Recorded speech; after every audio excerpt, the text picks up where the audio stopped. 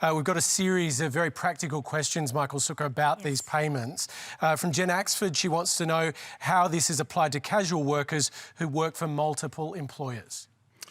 Well, you nominate one employer. So for a casual that's got multiple employers, you nominate one, and provided that employer nominates you as well, then that is your primary employer for the purposes of the JobKeeper payment. And you obviously receive one payment of $1,500 a fortnight. And will this apply? This is a question essentially about uni students. Will this apply to casual employees who've received ongoing, regular and systematic rostered hours, but over a prolonged period?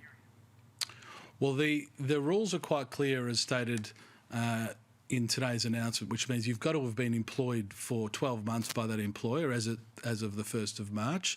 That is the broad test that we're putting in place for casual employees. And I think it's important to note here, and I'm sure Linda would acknowledge this, you know, a few days ago the argument was about extending this to part-time employees.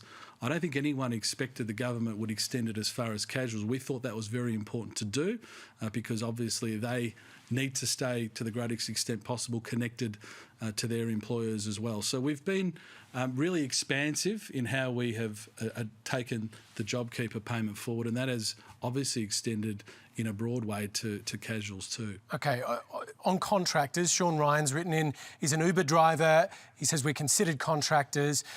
In terms of the $1,500 per fortnight JobKeeper payment, does he approach the government for that himself, or does he have to get Uber to register and declare him viable for that?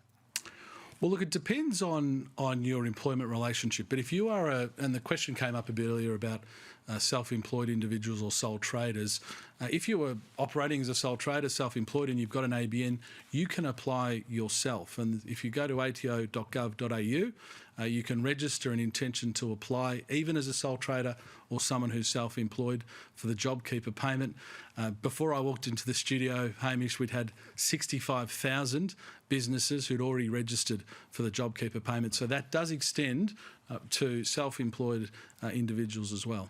Linda Burney, what are you hearing from constituents about how confused they are, the challenges in terms of actually trying to navigate this?